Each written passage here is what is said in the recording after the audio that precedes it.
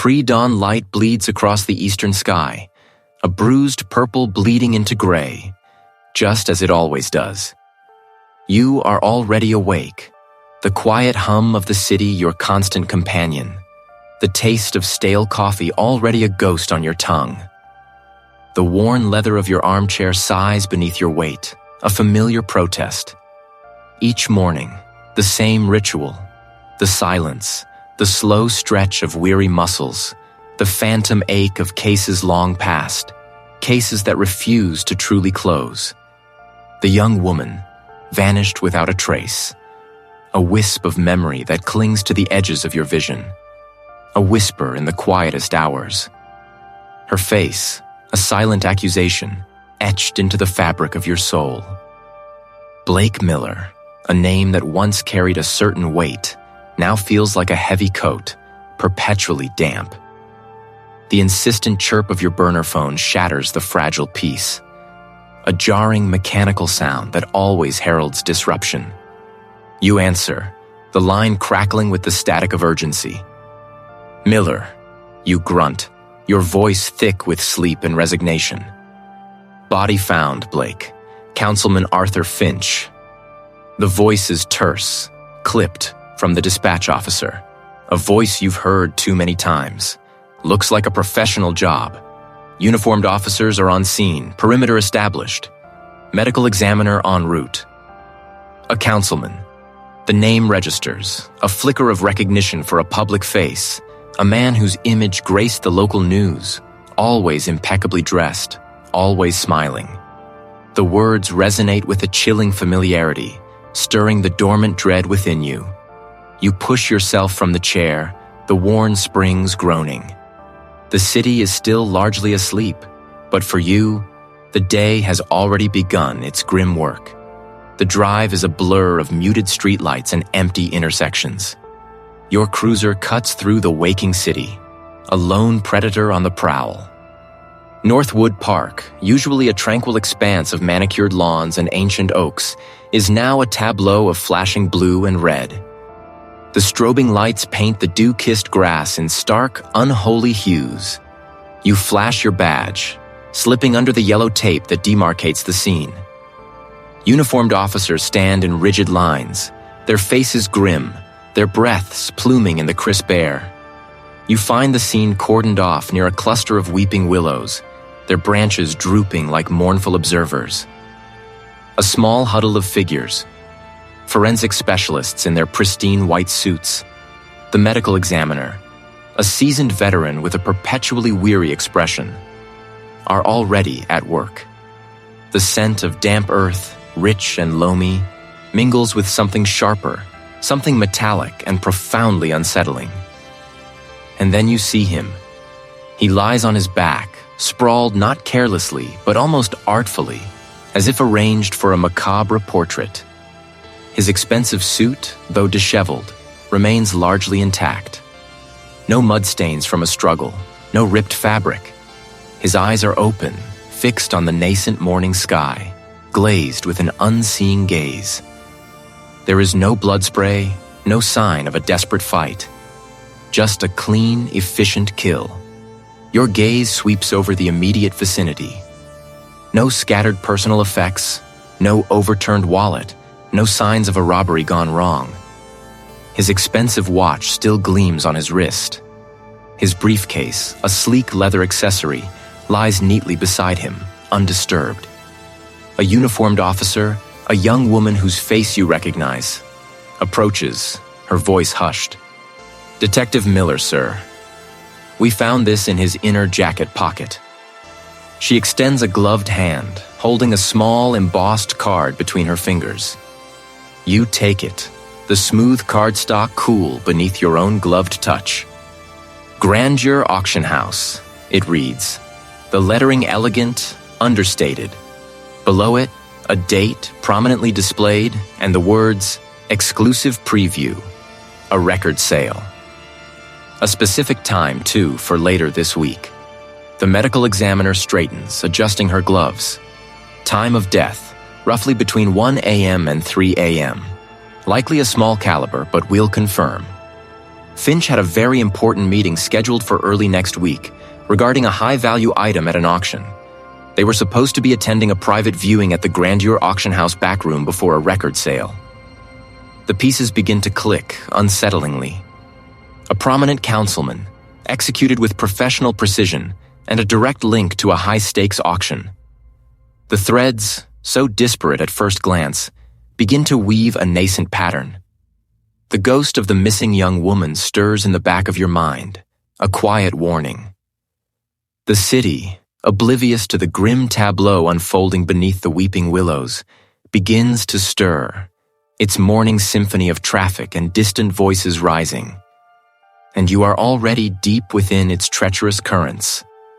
The city's pulse, a dull thrum against the soles of your shoes, carries you away from the sterile chill of the crime scene. The councilman's last breath still seemed to hang in the air, a phantom whisper of violence. Now, the labyrinth of officialdom beckons. You find yourself in the councilman's office, the air thick with the scent of polished wood and stale ambition. Your partner, a quiet force of methodical observation, already sifts through the papers on the grand mahogany desk. The councilman's assistant, a nervous young aide with eyes too wide for the burden she carries, sits opposite you, her hands clasped tight enough to whiten her knuckles.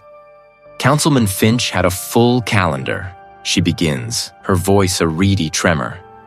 Always pushing, always negotiating. Lately, it was the Riverfront Redevelopment Bill, a contentious piece, you understand. Her gaze darts to a framed photograph of the city skyline, as if seeking an answer there. He had some heated discussions with a rival council member. Very public, very sharp exchanges. You lean forward, your voice a low, steady current. Any specific threats? Any unusual meetings? She hesitates, a flicker of memory crossing her face. Not threats, precisely. And he had a private meeting scheduled for later this week, at the auction house back room before a record sale. Said it was crucial for securing the future of the district. She shrugs, a gesture of helplessness. He was always so cryptic about his bigger deals. The Riverfront Redevelopment Bill. A classic motive, the scent of political power and municipal contracts hanging heavy. But the auction house back room before a record sale pricks at your intuition, a thread that feels out of place in the tapestry of City Hall politics. Her grief is a palpable thing, a heavy shroud draped over her features, yet beneath it, a flinty resolve glints in her eyes. His husband was a driven man, she states, her voice hoarse. He made enemies because he got things done. People resented his success. Financial difficulties? You probe gently, watching her closely. A sharp intake of breath. We maintain our lifestyle, detective. He spoke of a big play that would secure our legacy. Said he was taking risks, but calculated ones. Her gaze drifts to a priceless oil painting, a landscape of serene fields, a stark contrast to the turmoil she describes. He was under pressure from a consortium, he mentioned. Something about a tight deadline for a crucial acquisition. The big play, the consortium, the crucial acquisition. The words echo the assistant's cryptic reference to the auction house. A deeper current begins to stir beneath the surface of political ambition. Your path then leads to the rival council member, a man whose smile is too wide, his handshake too firm. He greets you in his own sprawling office, a den of carefully curated artifacts and strategic lighting. Finch and protagonist had our differences, yes, he admits, his tone dripping with feigned regret. The Riverfront Bill, for instance. Protagonist believed his plan was fiscally irresponsible, a boon for certain developers at the city's expense. His eyes, however, hold a glint of something sharper, something akin to triumph, barely concealed. But murder? That's beyond the pale, even for politics. Though protagonist can't say I'm entirely surprised he made an enemy willing to go that far. Finch had a knack for it. He offers no concrete leads, only a confirmation of the simmering animosity. The surface motives are clear. Political power, financial gain, personal vendetta. A tangled knot of possibilities, yet none feel like the precise cut that ended the councilman's life. Just as the familiar frustration begins to tighten its grip, your comms crackle. A patrol officer, voice urgent, reports a discovery near the crime scene perimeter. Detective, we found something. A street gang known for their territorial disputes and penchant for violence. Their signature blade a crude but effective weapon. A red herring, perhaps, or a convenient scapegoat. The city's underbelly, a quick and dirty answer to a complex question. You think they were involved? Your partner asks, her brow furrowed. A pragmatic skepticism in her tone. It's a lead, you respond, the words tasting like ash, but a too easy one. The precision of the councilman's execution, yet you cannot dismiss it. It's a thread, however frayed, that must be pulled. You direct a unit to canvass the Viper's known haunts, a necessary diversion of resources, a nod to the immediate tangible evidence. But your mind circles back to the councilman's assistant. The Atherrectharetharity, their symphony of urban crime. Let's check the auction house. Your partner, the decision firm. See if Finch had any appointments there today. The air inside hums with an expectant energy, a quiet anticipation of wealth exchanging hands. You navigate through the hushed grandeur, past display cases gleaming with antique jewelry and rare artifacts, until you reach the back room. It is less opulent, more functional, a space of hushed negotiations and careful transactions. A few staff members move with practiced efficiency, preparing for the impending record sale. The scent of old paper and new money hangs heavy. You speak the manager, a man whose tailored suit cannot quite hide the shark-like glint in his eyes. He confirms Councilman Finch had an appointment, not for a purchase, but for a private viewing of a specific lot. He was very interested in Lot 347, the manager states, his voice smooth as aged whiskey. A collection of deeds and historical land grants related the old riverfront district. Very niche, but potentially very valuable. The right buyer. The viewing was set for this afternoon, just before the main auction. The pieces begin to click, unsettlingly.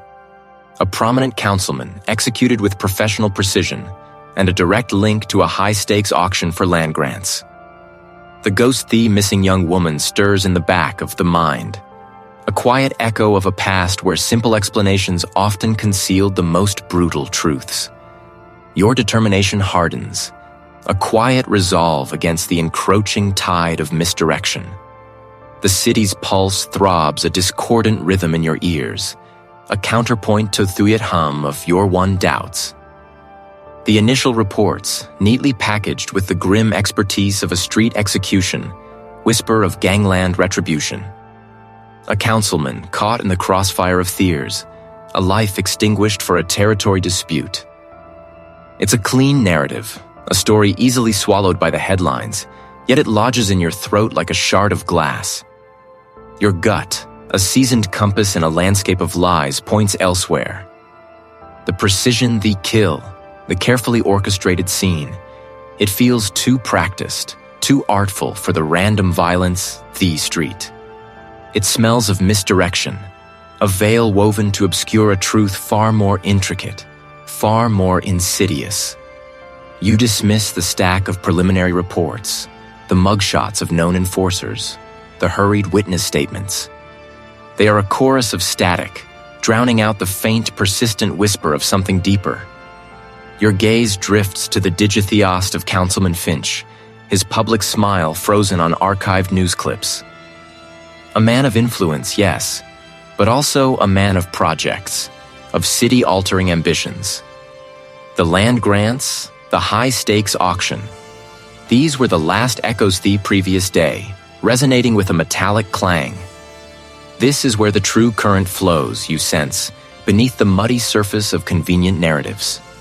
You trace Finch's recent initiatives, peeling back layers of official jargon and bureaucratic filings. The name of an urban redevelopment plan surfaces repeatedly, a colossal undertaking designed to reshape a forgotten district, the city. Controversy clung to it like moss to old stone, a constant companion in public forums and council debates. This plan, you realize, was Finch's albatross, his legacy, and perhaps his undoing. You sift through digital archives, a tapestry of municipal documents, news articles, and transcribed public hearings. The redevelopment plan, grand in its scope, promised revitalization, but also threatened displacement. Voices rose in protest, then faded, one by one, until only a few persistent critics remained. Among them, a powerful real estate developer, a figure whose name echoed with the weight of steel and concrete, stood in stark opposition to Finch on several key aspects of the project. The records paint a picture of escalating tension, of a political dance turning into a public brawl. The developer, a titan whose project scarred the skyline, had a vision for the district that clashed violently with Finch's. It wasn't merely a difference of opinion. It was a battle for control, for the very soul of the redevelopment. Finch, surprisingly, had held his ground, a rare bulwark against the developer's relentless advance. You find minutes from a particularly heated council meeting where Finch publicly lambasted the developer's proposal for a crucial land parcel, citing inflated valuations and questionable environmental impact assessments. The air in the council chambers, even through the Theron script, crackled with animosity. The threads converge, leading you to a physical space, a nexus where ambition and avarice often intertwined. An auction house backroom before a record sale. The Vaus Theron there he transfer of Fort, the Juve there errant, a thin shy there polite resistance, to their documents for a specific set of land deeds listed for the upcoming auction. These are the very parcels at the heart the redevelopment dispute, the ones Finch had so vehemently fought to protect from the developer's grasp. Within the carefully catalogued files, beneath the glowing lamps the backroom, your fingers trace the crisp edges of old maps and legal contracts. Most are mundane, detailing ownership transfers and zoning changes. But then, a ledger bound in worn leather catches your eye. It's a private accounting of land acquisitions for the redevelopment, compiled by Finch's office. Tucked within its pages, a series of cryptic entries stand out. Large sums, dispersed to shell corporations, ostensibly for environmental impact studies that never seem to materialize in public reports. And then, a handwritten note, scrawled in Finch's distinctive hand, beside a particularly exorbitant payment. Croft's Gambit, blocked. The name hangs in the air, a bell tolling. Not once, but repeated the suggested by the defiant scrawl. This wasn't just a political disagreement. It was a direct confrontation. A personal barrier Finch had erected in Croft's path. The Gambit and the blocked suggest a deeper game. A struggle for control far beyond public debate. The gang lead, once a plausible narrative, now feels like a flimsy curtain, designed to obscure the true architects of Finch's demise. You hold the ledger, its leather cool beneath your fingertips, and the weight of it feels immense. This isn't just a hint of corruption. It's the first tangible thread in a tapestry of greed and power. A pattern that promises to lead you down a far more dangerous path than any street-level feud. The ghostly missing young woman, dormant for a moment, stirs again, her silent plea echoing in the sudden atai of your purpose. The air in Tyoth House back room before a record sale hung with the ghosts of Forgotta House, the potent there a record sale, a blend, therished mahogany, Atharakshan, Hotharian serpents, awaiting their moment. Display cases, their reflected your determined gaze, their echo in the dim light filtering Furthengel through their years of sifting through the detritus of human ambition, traced the spine of a ledger, its leather cracked like sun-baked earth. The councilman's death had led here, a circuitous path through shell corporations and whispered rumors, all pointing to Croft, the architect the city's skyline, and perhaps its hidden crimes. You were after a paper trail, a financial thread connecting Croft to the councilman, something solid Amethy shifting sands of political power. Stacks of archival boxes marked with the logos of long-defunct enterprises loomed around you, a paper mausoleum. These were the discarded remnants of companies Croft had absorbed, dissolved, or simply bled dry. Each box was a potential key, a whisper of a past transaction that could illuminate the present darkness. You pulled another box, cardboard protesting with a dry rasp, and began to delve. Receipts, invoices, meeting minutes, a monotonous parade of corporate minutiae. You moved with a practiced rhythm, your eyes scanning for anomalies, for names that shouldn't be there, for dates that coincided with suspicious events. Hours bled into one another, the auction house slowly emptying of its staff, leaving you a solitary figure amidst the relics. The house, broken only by the rustle of paper and the distant, almost imperceptible Humthee city beyond the thick walls. A name on a guest list for a Corruption Housela, dated nearly a decade ago. It was a minor event, hosted Asmal architectural firm she's conglomerate had acquired shortly after. Your gaze snagged on the cursive entry, almost lost amidst the more prominent signatures. Emily Vance. The letters seemed to swell on the page, pulling focus from the surrounding text, from the very room itself. A tremor, subtle but unmistakable, rippled through you.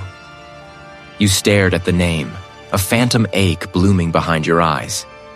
This was Croft's company hosting a gala. Emily Vance was listed as a volunteer intern. A simple, innocuous detail, a fleeting presence in a crowd of hundreds. Yet, it was a detail that had never surfaced in the original investigation into her disappearance. Her last nanthereabouts had been a bus stop, miles from this architectural firm's downtown offices. You pulled the guest list closer, your thumb tracing the faded ink. It felt like a betrayal, a piece-the puzzle you'd missed, hidden in plain sight within a mountain of unrelated paperwork. The firm, Horizon Designs, had been a small boutique operation, specializing in sustainable urban planning, a stark contrast to She's monolithic developments. Why had Emily Vance, a sociology intern, been volunteering at their gala? They were at a one-off event, or had she worked there? The original investigation had focused on her university and the area around her apartment. Horizon Designs had never been on the radar. A knot tightened in your stomach. It was a thread so easily dismissed. A tangential connection. A ghost of a link. Yet it pulled at something deep inside you. A buried guilt. Had you overlooked something so fundamental? Had Emily Vance, in her brief life, brushed against Croft's empire, a mere speck caught in its vast machinery? The image of Emily Vance, her hopeful, earnest face from the missing persons poster, superimposed itself over the faded guest list.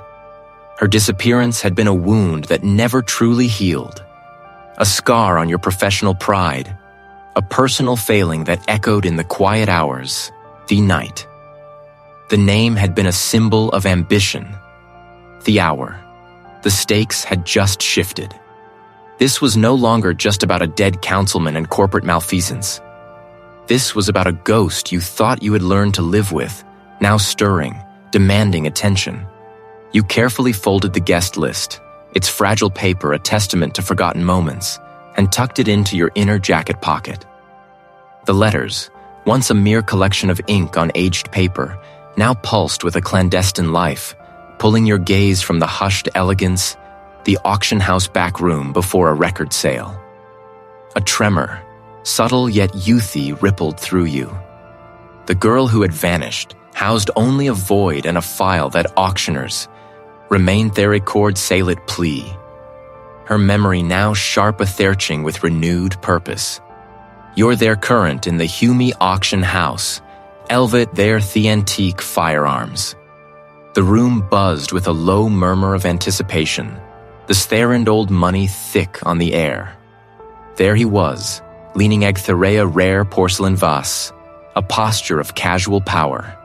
The financier isn't ofumbathere his lips as he conversed with a local councilman, their voices a low drone beneath the auctioneer's distant rhythmic chant. You approached, a Silorant disrupting their placid waters. Croft, you stated, your voice a gravelly cut through the polite din. His eyes, the color of a winter sky, slid to meet yours, the smile dissolving into a neutral mask. The councilman beside him, sensing the shift, offer a quick, mumbled excuse and slipped away. Detective Miller, she acknowledged, his tone smooth as aged whiskey, a dangerous warmth beneath its surface, an unexpected pleasure. Are you here to appraise the finer things in life? Or are you still rummaging through the rubble-thief city's less savory affairs? Just following the scent, you replied, your gaze unwavering. The scent of money, corruption, and now, murder. It has a way of leading back to the same opulent corners. Croft's head tilted, the almost imperceptible movement. A rather blunt instrument, aren't you, Detective? One might think such an approach would shatter the delicate porcelain of certain arrangements. His eyes flickered to the vase beside him, then back to you. Some things theiest left unbroken, wouldn't you agree? The cost of repair can be exorbitant, and the original beauty, once marred, can never truly be restored. A veiled threat, delivered with the casual grace of a master. The words hung in the air, heavy and metallic. A Warnen Theo disturb the Cathay constructed thee. You felt the prickle of Dangiehi's subtle shift in the room's energy. Some things, you countered, are better off shattered, especially if they conceal something rotten at their core. But the city, Detective, often prefers its illusions. Be careful not to expose too much light. Some truths are blinding, and those who seek them often find themselves lost in the glare. He pushed off the display case, his movement fluid, predatory. Enjoy the auction, Detective. The auction house back room before a record sale. Once a place of potential revelation, now felt like a cage. Its bars fashioned from unspoken threats. Back in the sterile house inked, the muted glow of your desk loction gainst the croction. Forenza half-empty coffee-mothered sailman to the relentless grind. Your colleague, the ferret hunched over her glowing screen, her fingers dather keyboard. As you approached, she looked Thoction house-centration. A note of urgency in it. I've been digging through Finch's digital debris again. Not much, just the therenications, but something caught my eye. A series of seemingly random data, they're almost like white noise. They pointed to a defunct IP address, one that's been of their leaned closer, the memory of Shatharian Tom weight on your shoulders. And protagonist cross-referenced it with old city property records, historical utility connections, anything that might have once used that IP range. It led him to an abandoned industrial complex on the city's outskirts. Not just any part, a specific forgotten warehouse marked for demolition years ago. The records show it was once owned by a defunct subsidiary of Croft's holdings. She paused, letting the implications settle. And there's a faint, almost imperceptible energy signature, a ghost signal, suggesting a sporadic, low-power network connection. Very recent. A flicker of recognition, a jolt of Sertawa Cinch, the murdered councilman's aide, had a secret meeting place. And it was tied to she. Get a unit ready, you instructed, grabbing your jacket. We are going for a drive. The warehouse stood like a skeletal monument against the bruised twilight sky, its corrugated metal skin peeling, windows shatter out vacant eyes. The air hung thick with the metallic tang of was and the damp scent of decay. Inside, the vast space echoed with your footsteps, the beam of your flashlight feeding through the gloom, Ilu-Yorg dust motes dancing in the cold air. Over here, Ophig called out, her voice a hushed, wisp-thenting air-enclosed office space, its inches groaning softly. Unlike the rest of the warehouse, This room, though grimy, held a faint order. A rickety desk, a single chair, and a locked metal filing cabinet, its paint chipped, stood like sentinels. The lock was old, rusted, and yielded with a sharp crack undehi pry bar a uniformed colleague provided. Inside, not empty shelves, but a meticulously organized stack of folders. You pulled one out, the paper ba, yellowed at the edges. "These are ledgers," a colleague breathed, her eyes widening as she scanned the pages. "Handwritten. And these, to another stack, are Shell Corporation documents. Oak Haven Holdings. Incorporated offshore, untraceable, but the signatories, they link back to dummy companies that, in turn, lead straight to Croft's primary investment firm. Your fingers traced the figures, the dates. And these, you pointed to another set of papers, land deeds. Acquisition records for prime waterfront property that was recently rezoned for commercial development after the councilman's push. The councilman's murder, the political machinations, the corporate greed, all coalescing around a single, undeniable truth. She wasn't just involved. He was at the heart of it, orchestrating a vast illicit land grab, using the councilman as his pawn, and disposing of him when he became a liability. The fight councilman's stark a councilman's are before you. Your determination solidified, hardening into a resolve as unyielding as steel. Fluorescent lights hum above, casting a sterile pallor over stacked crates and draped sculptures.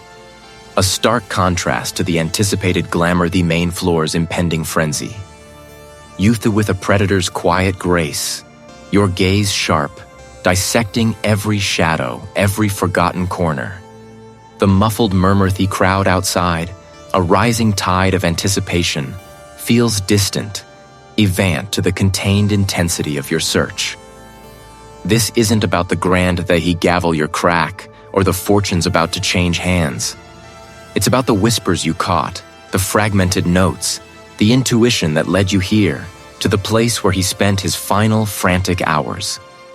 You trace the rough thea of a packing crate, your fingers seeking an imperfection, a hidden seam. Each object here holds a potential secret, a silent testament to lives lived, fortunes made, or, in Finch's case, perhaps, a life cut short. Your eyes drift over a collection of antique writing desks, their surfaces gleaming under the harsh light. One, a heavy Victorian piece with intricate carvings, catches your attention. It's too grand, too out of place amidst the utilitarian crates and storage shelves. A faint scratch near the back, almost imperceptible, suggests recent movement.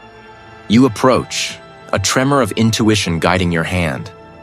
The drawer slides open with a groan of aged wood, revealing nothing but dust and a few stray paper clips. But your gaze falls lower to the underside, where the ornate carving of a lion's head meets the leg. Alma visible screw head glints. With a practiced ease, you produce a miniature screwdriver from your inner jacket pocket. The screw turns with a soft click, releasing a small, expertly crafted A bottom. A shallow cavity is AED, containing not jewels or illicit cash, but a tightly bound stack of envelopes, their edges worn, a single leather-bound journal. A pulse begins to throb at your temple, a drumbeat of rising tension.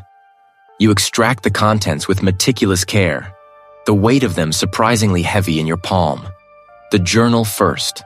Its pages are filled with Finch's hurried, almost illegible script, a frantic chronicle of dates, names, and cryptic observations.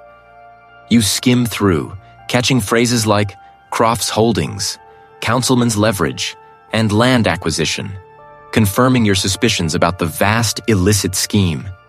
But it's the envelopes that demand your immediate attention.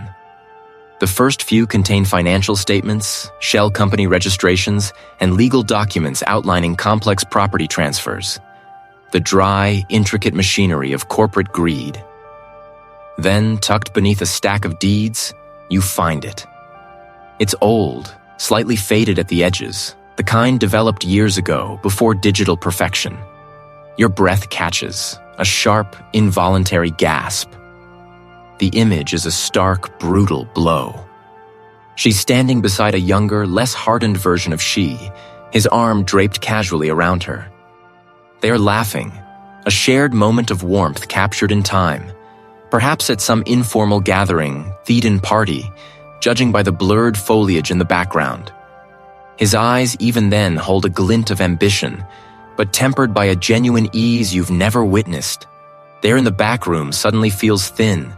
The hum, the lights a high-pitched whine. Not a ghost from your past, but a tangible theiance in this man's hidden files. The girl who vanished, whose case had gnawed at your soul for years, now staring back at you from a photograph with the man you're hunting.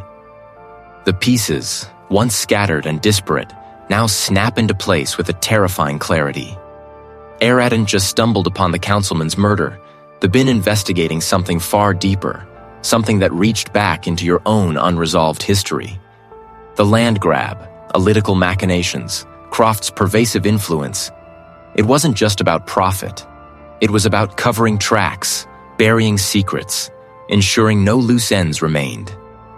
Emily Vance, it became horrifyingly clear, was one of those loose ends. And Finch, Councilman Seep, had become another. Your determination hardens into a formidable resolve. This isn't just a murder investigation anymore. The jaded veteran facade cracks, revealing a raw, potent anger. She isn't just a mastermind of corporate malfeasance. He's a Waz, and his crimes stretch back further, deeper than you could have ever imagined. The auction house back room, once a mere stage for your search, now feels like a tomb where the truth of Emily's fate has been interred, waiting for you to unearth it. The entire landscape of your investigation has shifted, pivoting on the axis of ore-faded photograph. The hunt has become Persh house-scent lights hum above, casting a sterile pallor over stacked crates and draped sculptures. Backroom ass to the vibrant chaos the upcoming sale. Yakshan faded photograph of a Mythiu a thother from countless passes. Her smile, a ghost in the dim light, challenges the silence, a silent accusation in the sterile hum. The councilman's file lies open beside it, pages the with finana regularities and whisper auction housets. But your gaze keeps returning to Emily. The two cases, like fractured shards of a single mirror, reflect a disturbing truth you're convinced of. A rustle of fabric, sharp and impatient, slices through your reverie. Blake. The voice is a colleague's, a low current of frustration. She stands framed in the doorway, a Silla councilmenster corridor, her expressia tight knot of concern and exasperate their teddy calm, now hold a glint of steel. Still here? The crime scene's been processed, just not where everyone else is looking. Your fingers brush the corner of Emily's case file. The councilman, his ties to corporate entities. It's a familiar pattern. She stops beside a draped statue, a veiled figure that seems to listen. Blake, you're connecting ghosts to a very real, very present murder. For you. For the investigation. Healthy? A bitter laugh escapes you. What's healthy about a city councilman's throat being slit? A young woman vanishing without a trace years ago. Both trails leading to the same names, the same silent, powerful hands pulling the strings. You push Thenselman's file towards her, a page marked with a specific name. Croft. She. He surfaces in the councilman's shady deals, just like Hia in Emily's last known movements. A phantom in the periphery, always just out of react the colleague, picks up the file, her brow furrowed as Shah's the highlighted name. Croft the Ghost. We have no hard evidence to link him directly to the councilman, let alone Emily. His company, yes, but not him personally. Her Thear logic councilmanst, you hear the doubt, the careful avoidance, the deeper implication. That's the poi councilman Sue lean forward, your voice dropping to a conspiratorial murmur, though the only other ears belong to the silent sculptures. He's protected. Blake, that's a serious accusation. You can't throw around words like that without proof. Proof? What do you call a witness statement about Emily being seen with she, conveniently misplaced from the original file? Or the fact that every time we've tried to subpoena his records, a technicality stalls it for weeks? Someone is guarding him, and they're inside our voila. The air between you thickens, stretched taut with the contention. She looks away, her gaze sweeping over the stacked crates, as if seeking an answer in the dust motes dancing in the fluorescent glow. You need to bring this to the chief, with concrete evidence, not just your gut. Before you respond, a sharp therum a colleague's phone shatters the fragile quiet. She glances at the caller ID, her expression hardening. "It's the chief," she mouths, her eyes flicking to you with a warning. She steps away, her voice air, but the rigid set of her shoulders speaks volumes. A few clipped sentences, a nod, and then she lowers the phone, her face etched with grim resignation. "He wants to see you. Now." Her voice is devoid of its early era, replaced by a professional coolness. The chief's office is a sterile box of polished wood and emthiones, a world away from the musty intimacy back room. The chief sits behind his expansive desk, a monolith of authority, his gaze unwavering as you enter. A colleague stands rigidly by the window, a silent observer. "Blake," the chief begins, his voice a little devoid of any pleasantries. A colleague tells him you're still pursuing this, but your judgment in this instance is clouded. We have a high-profile murder, public pressure mounting. You're chasing a phantom from years ago, diverting resources, sowing distrust within the department. Sowing distrust? You feel a surge of indignation. Protagonist, I'm trying to expose it. Enough. The chief's voice cuts through the air like a razor. This obsession with Emily Vance is compromising your focus on the current investigation. Effective immediately, you are being temporarily reassigned. You will assist the records department with archival classation, until you can clear your head and return to the primary objective with an unburden. The words hang in the air, a heavy sherd. The official narrative is temporary reassignment, but message is clear. You're a liability. They want you out the way. There isn't a demotion, it's a confirmation. You stand there, a statuary fury. The chief watches you, his expression unreadable. A colleague avoids your gaze, her face a mask of professional neutrality.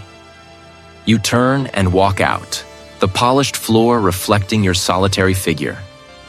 The corridors, usually bustling, now seem eerily quiet, each step echoing the chasm that has opened beneath you.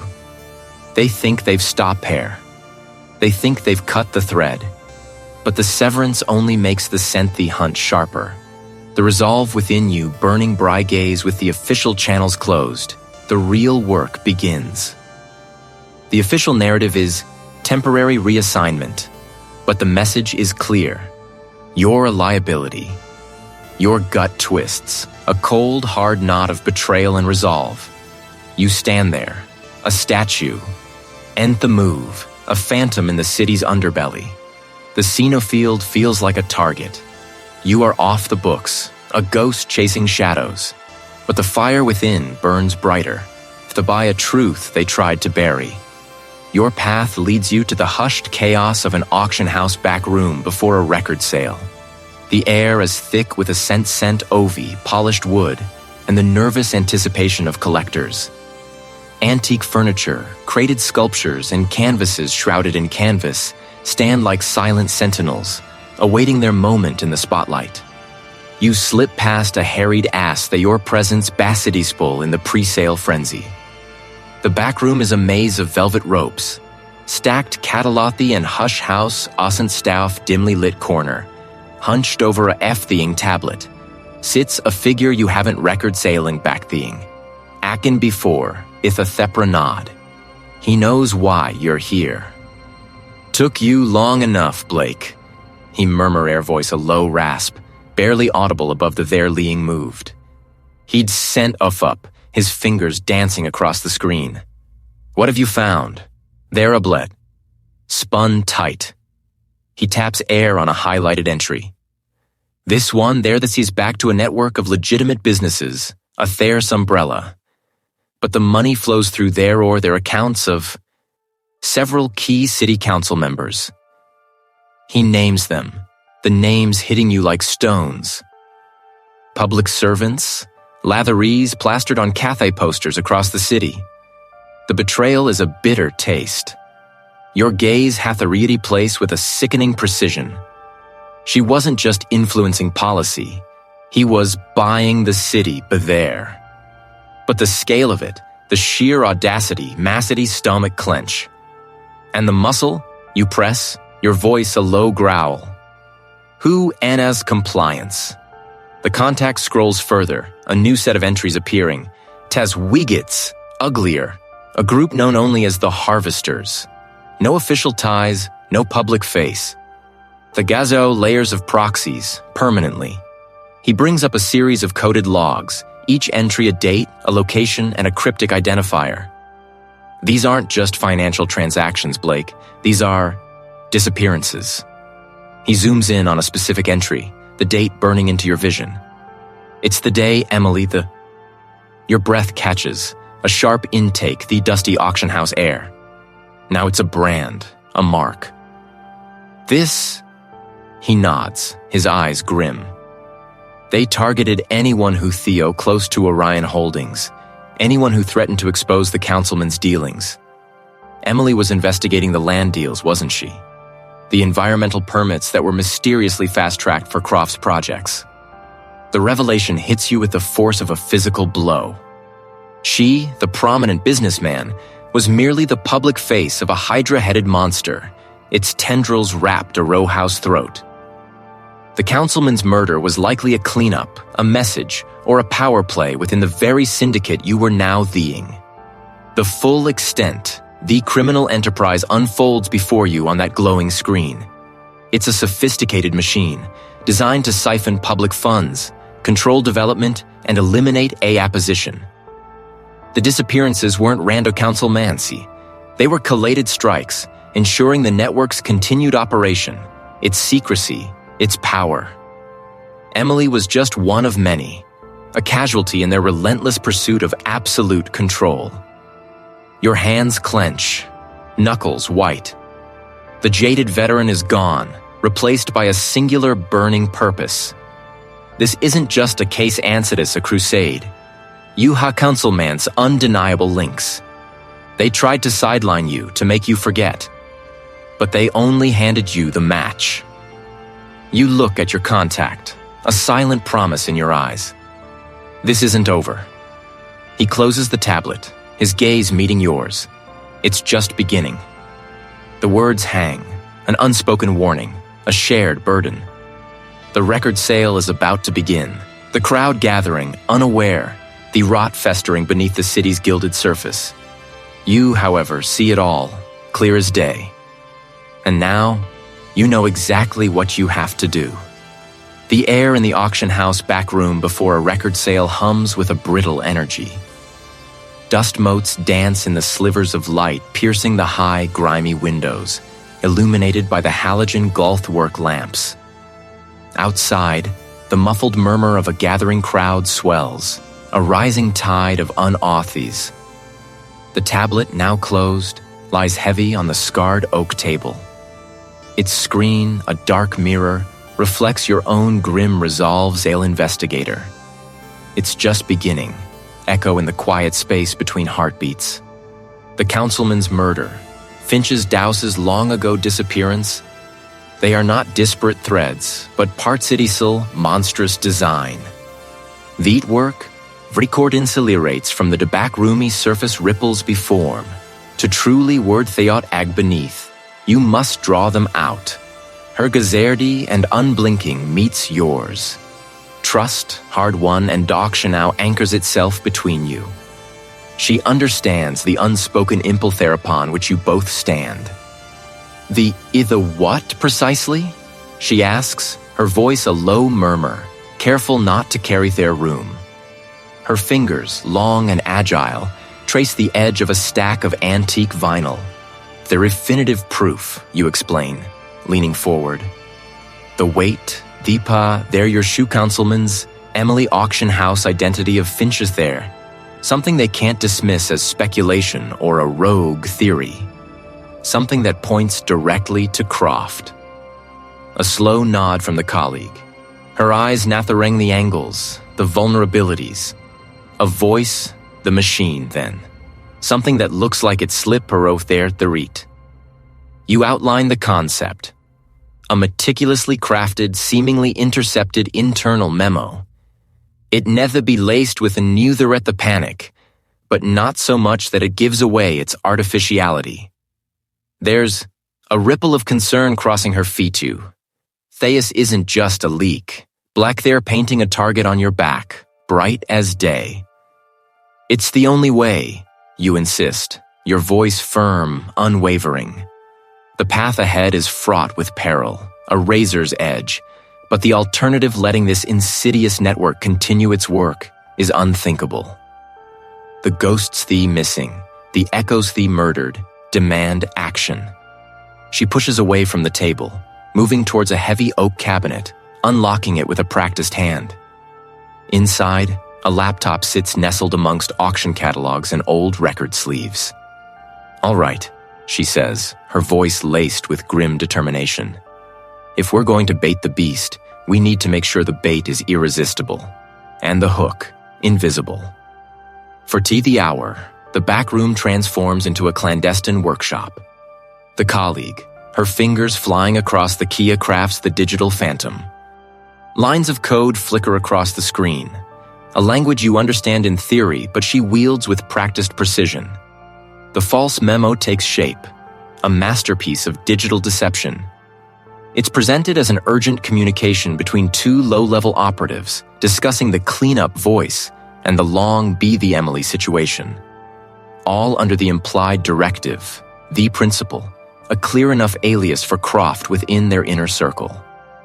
It needs to appear as if it was discovered, not DDA compromised server, a data breach that looks accidental.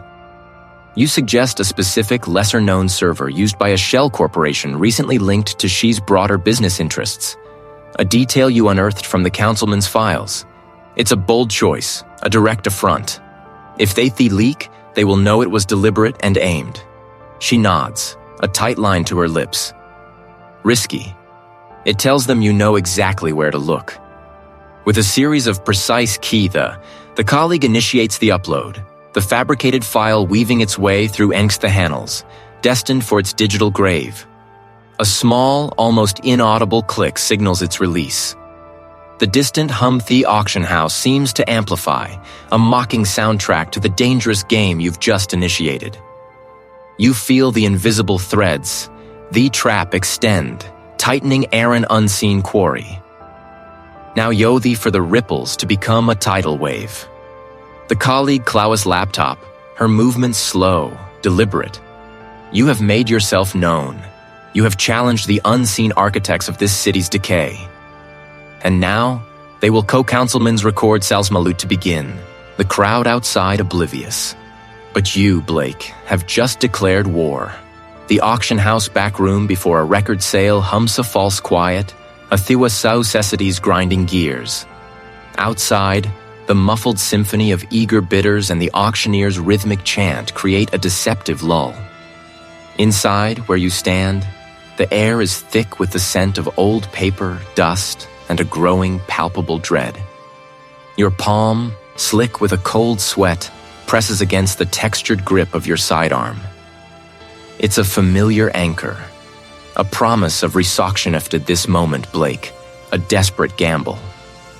A Furian, yes, but a lure too tempting for the architects of this Dekthanor. You have declared war. A house Settlefield is Sesthake door, scarred and worn, groans open. Not a gentle swing, but a deliberate, almost theatriash. Two figures, Sorkordra first, of the silent, brutal backroom power. Behind them, Curbiforiator stepping into a cage of hacking. His gaze locks onto yours, a auction house passing between you like a current. Blake Mill City's voice is a low. Croft, Your auctioneer, prizingly steady, cuts through the tension. You feel the tremor deep in your gut, theric of stone. The councilman. It all leads back to you. The city's blood air hands. He chuckles, a dry, rasping sound that scrathery you think you've cornered me? This isn't a trap, Miller. An op center for us to resolve things.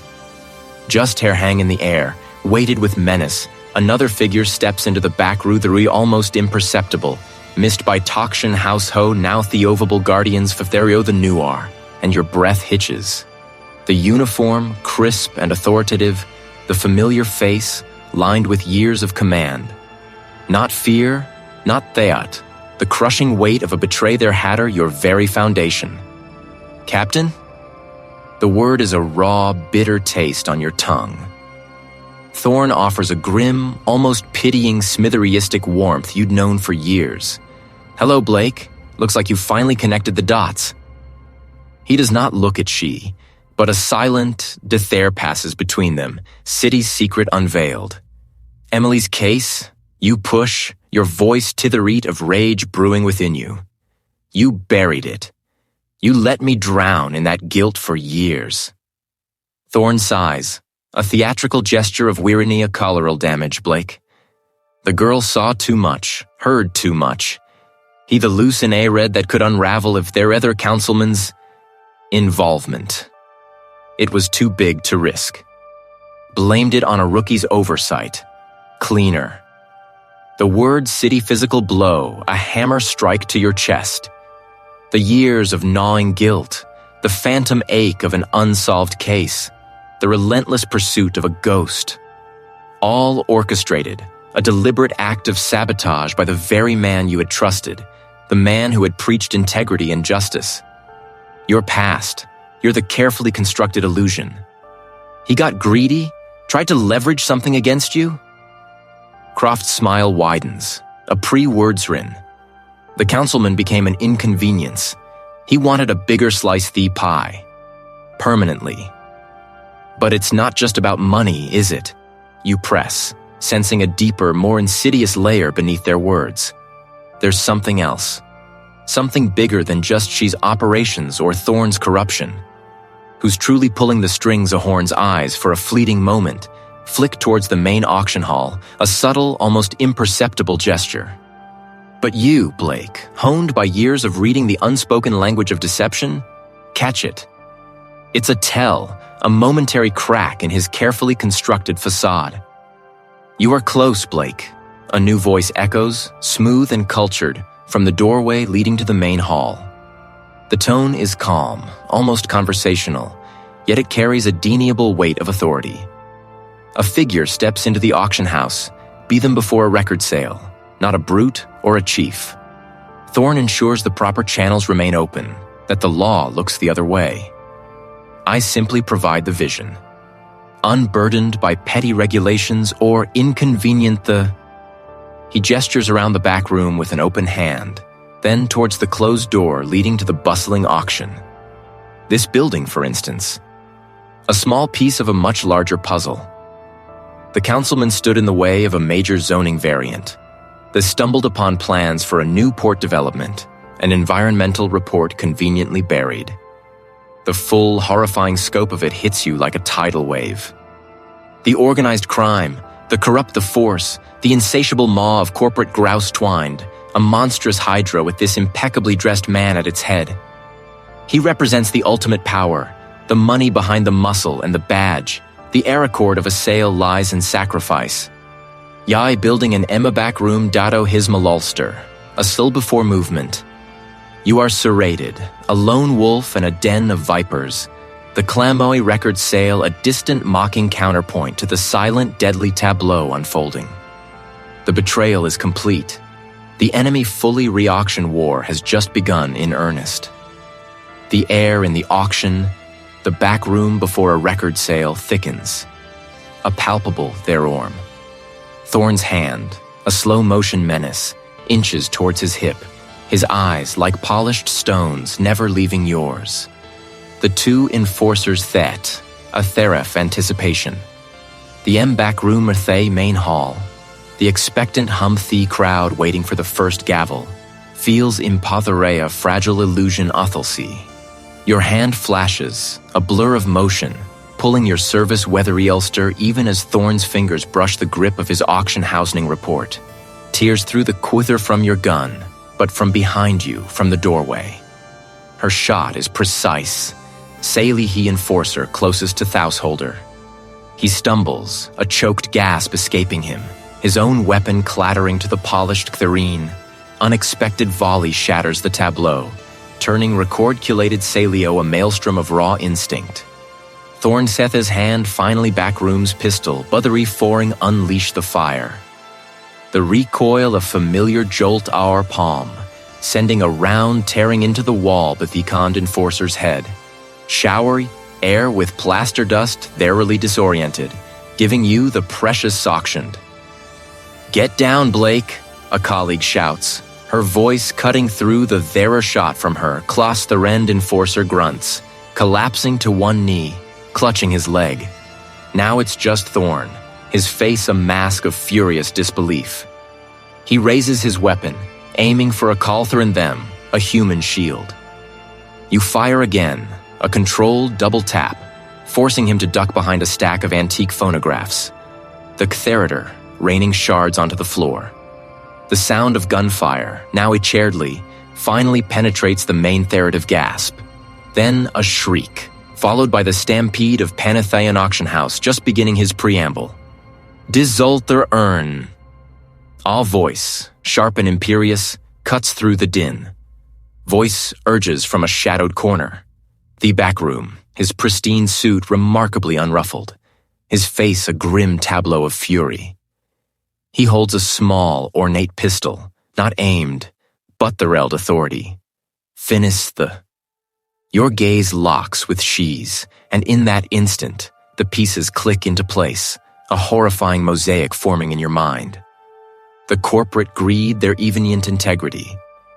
Emily's discovery. It all coalesced around this man, this architect of ruin. Thorn, emboldened by Croft's presence, pops up from behind the shattered phonothera. Rothero the air, one tearing a gouge in the wall beside your head, sending a spray of brick dust into your eye. You blink, clearing you, there forcing Thorn back into cover.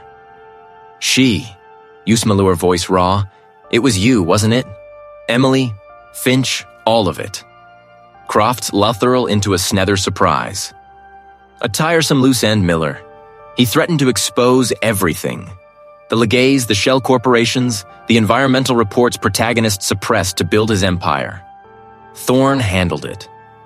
Thorn, hearing his name, momentarily forgets his cover, rising slightly. Her third the clean hit, striking Thorn in the chest. He staggers backward, his eyes wide with a sudden, dawning comprehension of his own mortality, before collapsing, his pistol sliding across the floor. She sees it, sees his enforcers down, Thorn fallen. He turns to flee, darting toward the door that El Backrumo a service exit or a loading dock.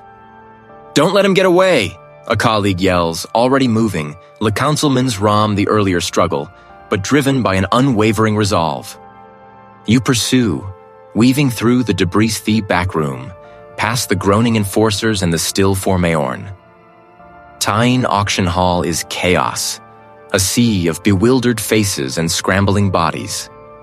The air is thick with the centaur and old money. Croft bursts through the side door, into a narrow alleyway, then onto a bustling street. You are right behind him, Athie a few steps back, her pistol still clutched in her hand. The sudden transition from the contained violence, the auction house, to the indifferent roar, Owastraffic is jarring. "Police!" you shout, but he is surprisingly agile, weave though pedestrians. A desperate rat in the hails the taxi, yanking the door open. You ray your weapon, but hesitate, unwilling to fire into the crowded street. A colleague, however, has no such compunction. She fires, not at Croft, but at the rear Tire-Thie taxi. The Teta the plodes with a loud bang, sending the centerving wild of creams, thrown forward as the taxi slams into a parked car. The impact jars him, and he'd tumble the open door, sprawling out the asphalt. You reach him first, your boot pressing down firmly on his wrist, pinning his hand away from the small pistol that had clattered beside him. "It's over, Croft." You breathe, the words a heavy release. Emily found your ledger, didn't she? The proof house option. And when Finch got too close, too. She spits, a final act of defying a knave girl who stumbled into something too big for her. Theo disposed of her in the abandoned factory, just like he did Wertsch's body after H-back room car accident. It was all so simple. Thesei drips with venom, but the tremor in his hands betrays him. The full, ugly truth laid bare. Emily, gone not by chance, but by design, her scent of gisht for words for corporate greed. Sirens wail iadistance, growing louder, promising the arrival of uniforms, the meticulous paperwork, the long road to auction. Oleg stands beside you, Thieth coming in ragged gasps, her eyes meeting yours. There's a quiet understanding there, a shared burden fine-thatened. The city hums around you, oblivious to the reckoning that just transpired. And for Blake Miller, a measure of hard-won peace begins to set city we at dawn after a long, dark night. Thee was thither auction house. There,